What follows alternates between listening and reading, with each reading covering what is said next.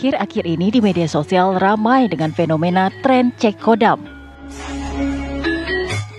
Kata cek kodam mulai ramai setelah satu pengguna TikTok melakukan siaran langsung dengan dalih baca kodam melalui pengguna.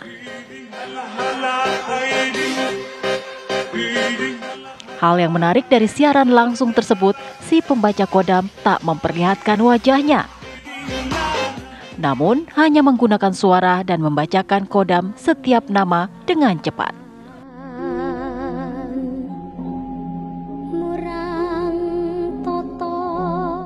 Namun ingat ya pemirsa, tren ini sejatinya hanya berlaku sebagai hiburan saja.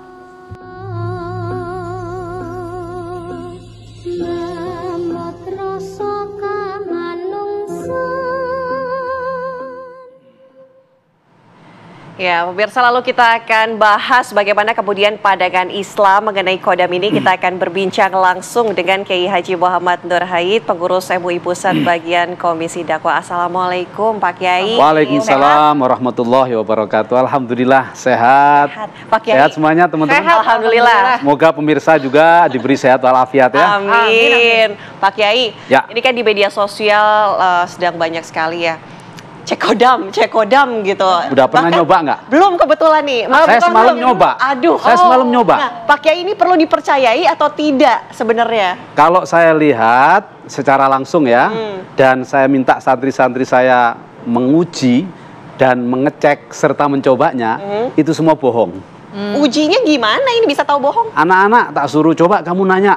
Kan ada live itu di satu aplikasi ya, mungkin saya sebut TikTok lah. Ya, ketika live mereka menyebutkan nama masing-masing, dibacain karena menulis. Ya, silakan yang ingin tahu khodamnya ditulis namanya A, B, C, D, E, F, G, si Fulan bin Fulan, Fulan bin Fulan. Nah, ketika santri saya nyuruh, coba kamu tulis namamu. Iqbal, apa khodamnya? Ubur-ubur. Gitu. Yang lain, kamu Furqon, apa khodamnya? Jangkrik katanya. Yang lain, kamu apa khodamnya? Wow, ini belum nampak karena belum ngirim gift katanya dia. Nah, artinya dari situ kita tahu bahwa fenomena cek khodam di satu aplikasi di TikTok itu hanya mainan semata sebenarnya. Tetapi hati-hati, ini mainan yang bisa berakibat fatal secara akidah. Oke, dalam pandangan Islam. Nah, dalam pandangan Islam, khodam itu sesungguhnya Allah telah ciptakan ada. Ya. Tetapi makna khodam dalam konteks Islam itu bukan berarti seperti yang hari ini viral di TikTok itu atau di satu aplikasi itu. Nah, khodam yang ada dalam Islam itu memang punya makna sebagai makhluk yang Allah ciptakan yang bertugas untuk mengawal manusia.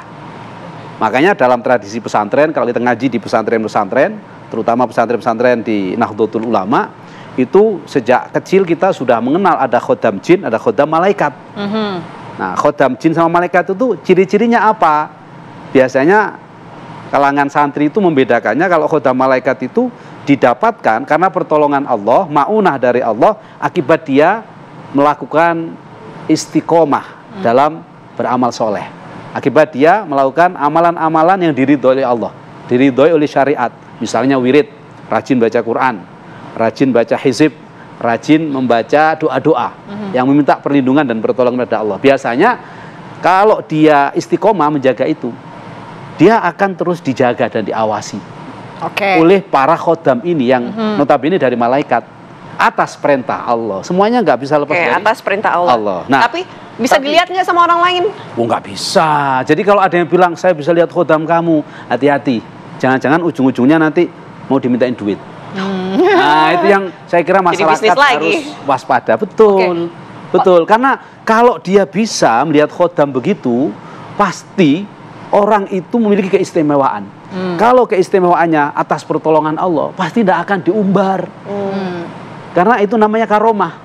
Tapi kalau dia mengklaim saya bisa ini bisa itu, jangan-jangan dia sudah berkoalisi, bekerja sama dan deal bersama setan. Oke, Pak Kiai ada yang bilang kodamnya ini dari leluhur-leluhur. Nah, ini bagaimana? Nah, itu saya kira nggak jauh dari perspektif tradisi Jawa.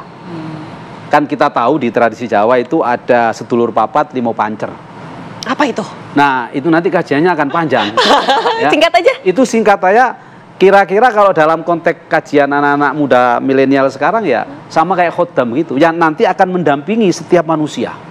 Walaupun dalam kajian tertentu sedulur papat limo pancer ini ada yang kakaknya itu ari-ari, adiknya itu apa namanya plasenta, darahnya yang keluar bersama ibunya itu yang terus akan menjadi sahabat dia. Makanya dalam tradisi Jawa satu rangkaian dari bayi yang keluar saat dilahirkan itu kan dikubur. Kalau malam dikasih lampu biasanya. Nah, tapi itu adalah bagian dari kearifan lokal sebenarnya, bahwa kita ini tidak boleh abai dengan lingkungan. Nah, saya tidak ingin panjang di sedulur papat limo pancer ini, ya, karena tema kita hari ini adalah khodam. Nah, khodam yang hari ini rame di TikTok, di beberapa aplikasi itu saya lihat murni karena ini sebenarnya mainan saja. Iseng saja. Tetapi karena banyak masyarakat kita yang mungkin bahasa Maduranya atau bahasa Jawanya itu gagu gitu ya, tidak punya pekerjaan, jadi bingung mau ngapain, akhirnya scroll, wah ada begini, coba gitu. Nah, ternyata ini dipakai oleh beberapa orang yang punya nalar bisnis itu untuk mengumpulkan poin melalui gift-gift itu. Nah, mereka untung. Nah, kita yang jadinya akhirnya rugi. Karena satu sisi kita spend money yang tidak ada manfaatnya, tapi sisi lain secara akidah ini sangat membahayakan akidah umat.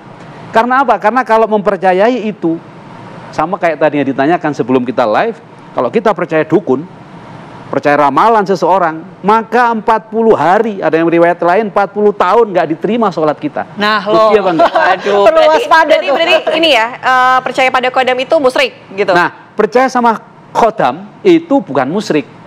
Percaya sama khodam sebagai sebuah kehendak dan takdir dari Allah, itu tidak masalah, bahwa memang masing-masing kita ada khodam. Tapi ingat, khodam yang dikaji dalam Islam itu ya khodam malaikat, karena akibat kita istiqomah dalam menjalani ketaatan, baca Quran, sholat, zikir, ya kan, rajin sedekah, termasuk itu akan dikawal khodam. Karena dalam satu kitab disebutkan setiap kita ini pasti dikawal oleh 2 malaikat. Ini Quran, ya, yaitu malaikat raqib dan atid. Mayal fidhu min qaulin illa ladaihi raqibun atid. Itu pasti. Ditambah lagi lahum muaqibatun min baini yadayhi wa min khalfi. Ada malaikat di depan kita dan di belakang kita. Ini Al-Qur'an. Yang apa malaikat ini tugasnya secara khusus diperintahkan oleh Allah untuk mengawal kita. Nah, sampai dalam satu ayat yang lain Allah berfirman, kalau orang itu beriman kepada Allah, walladzina amanu sumastaqamu tatanazzalu alaihimul malaikah alla takhafu wa la tahzanu wa absyiru bil jannati allati kuntum tu'adun. Jadi kalau kita istiqomah menjaga perintah Allah dan menjauhi larangannya, Allah kirim malaikat lagi, Pak, untuk mengawal kita. Sehingga kalau ada orang-orang yang mau mencelakain kita, ini malaikat ini yang akan menjadi protection first. Jadi dalam Islam khodam itu adalah malaikat penjaga kita gitu. Nah, dalam Islam khodam itu ada jin, ada malaikat. Nah, jin itu nanti kalau selalu menggoda kita untuk berbuat buruk, itu namanya khodam, jin yang kecenderungannya mungkin jin kafir atau jin yang tidak beriman pada Tuhan, yang mengajak kepada keingkaran, kemusyrikan. Nah, nanti kita akan masuk pada kajian yang tadi Mbak Presenter sampaikan sebelum live, korin. Korin itu apa? Dari kata korona, korinun, dekat, menemani. Setiap kita ini pasti akan selalu digoda untuk melakukan keburukan, karena masing-masing kita ini kan diberikan nafsu. Nah, Allah memberikan tips, qad aflaha man zakkaha wa qad khaba man dassaha. Jadi beruntunglah orang-orang yang selalu membersihkan nafsunya, melawan hawa nafsunya, dan celakalah, rugilah orang yang selalu memperturutkan hawa nafsunya. Nah, Allah menciptakan nafsu ini diiringi setan yang selalu menggoda. Ayo dong maksiat, ayo dong ingkar, waktunya sholat jangan sholat. Nah, ketika kita kumpul teman-teman, ayo dong minum, ayo mabuk, ayo kita ingkar. Ini selalu godaan dari korin ini. Nah, kalau khodam itu lain lagi, karena khodam dalam kajian Islam itu ada yang memang diminta, tanda kutip, oleh manusianya. Jadi semacam deal, terutama khodam jin. Berarti kita bisa berbincang atau berbicara dengan khodamnya masing-masing? Kalau memang ada orang yang mampu menembus batas-batas itu, bisa jadi. Tetapi itu tidak bisa menjadi ukuran bahwa itu adalah kebenaran. Karena sejak Rasulullah SAW dilahirkan, seluruh informasi langit itu diprotek oleh Allah. Jin tidak bisa lagi mencuri informasi langit. Makanya kalau ada orang, saya tahu yang akan terjadi begini, akan terjadi begitu. Kalau dia nggak menjaga syariat, tidak pernah sholat, nggak menjaga akidah dengan benar, maka dipastikan informasinya adalah informasi dari jin. Kalau informasi dari jin, ada dua kemungkinan. Namanya jin. Menyesatkan. Pasti dia akan menipu kita. Apalagi yang jin kafir tadi. Yang jin muslim saja, itu masih bisa bermain-main. Nah, oleh karena itu jangan pernah sekali-kali mencoba dan bermain-main dengan mencari-cari khotam. Karena kita manusia sudah diberikan alam yang begitu indah. Kita lihat yang nampak, ya itulah fakta, itulah rasionalitas. Nah, kalau orang masuk ke dalam alam irasional ini, kita akan mundur jutaan tahun yang lalu nanti. Bahaya. Nah, mungkin bisa jabarkan nih, kan banyak juga yang penasaran nanya-nanya lewat TikTok begitu. Ini gimana kalau nanya-nanya aja dalam Islam hukumnya bagaimana? Apakah sholatnya juga tidak diterima 40 hari? Atau kalau percaya aja gitu? Walaupun cuma iseng gitu. Walaupun iseng. Saya melihat dan mempelajari setelah saya semalam ngecek langsung, ini adalah amalan yang mulghoh, amalan yang sia-sia. Tidak perlu menurut saya. Karena satu sisi kita ditipu nanti dengan begitu, waktu kita habis. Harusnya kita mungkin bisa bantu saudara, bantu teman, bantu orang tua, bantu adik, mungkin cuci piring, mungkin bersih-bersih rumah. Gara-gara scrolling TikTok itu, akhirnya kita nunggu, kapan ya namanya disebut ya. Setelah disebut ternyata, apa khotam Anda? Ternyata kecebong. Nyesatin nggak itu? Itu pasti menyesatkan. Nah, setelah kita dijawab kecebong, kecewa kita, nanya lagi. Coba kalau saya namanya Sukir misalnya, mohon maaf kalau ada yang namanya mirip ya, atau Pak Kiem misalnya, apa? Oh, kalau Pak Kiem itu ternyata khodamnya khodam ubur-ubur misalnya. Loh kan, ini sembarangan. Nah, waktu kita habis. Selain itu, ternyata dijawab, oke, coba kirim gift. Biar apa? Biar kita semangat lagi dan nanti saya jawab, saya teropong lebih dalam lagi. Nah, akhirnya dikirim gift, duit sia-sia. Makanya mending disedekahkan kan? Nah, dalam konteks akidah ini membahayakan karena ini awal dari sebuah kemusyrikan. Secara akidah membahayakan karena awal dari kemusyrikan. Kenapa saya sebut musyrik? Karena dia nanti kalau nggak kuat-kuat imannya, dia akan meyakini bahwa saya punya khotam ini yang kalau saya jaga khotam ini dengan cara begini, saya akan selamat kemanapun. Berarti yang menjaga keselamatan khotamnya bukan Allah Subhanahu wa Ta'ala. Padahal tidak ada yang terjadi pada diri kita dan kepada siapapun di atas muka bumi ini kecuali atas kehendak dan takdir Allah. Artinya kalau percaya ini awal dari kemusyrikan, sia-sia, tidak ada gunanya. Sia-sia, tidak ada gunanya, awal dari kemusyrikan dan berbahaya secara akidah. Makanya anak-anak, kemudian teman, sahabat, mungkin keponakan, para pemirsa dimanapun berada, ayo kita monitor, ayo kita awasi, ayo kita ingetin. Kita ingetin ya. Ini salah satu bentuk kita mengingatkan. Edukasi juga kepada masyarakat. Tadi padahal belum nanya ya, khodam itu dari apa? Itu dari bahasa Arab, khodama yakhdumu khodaman, atau bisa menunjukkan khodama yakhdimu khodaman. Jadi fa'ala yaf'ulu, fa'ala yaf'ilu. Kalau kita mencari akar kata dan asal muasal dari kata khodam, yang artinya apa? Punya arti pelayan, punya arti teman atau sahabat. Nah, tetapi secara Islam, dalam perspektif Islam tadi saya jelaskan, hanya ada dua tadi. Nah, kalau ingin khodam malaikat ya harus rajin taat kepada Allah. Tapi kalau khodamnya jin atau bahkan setan nanti, itu bisa jadi pasti menyesatkan. Karena Quran yang mengatakan.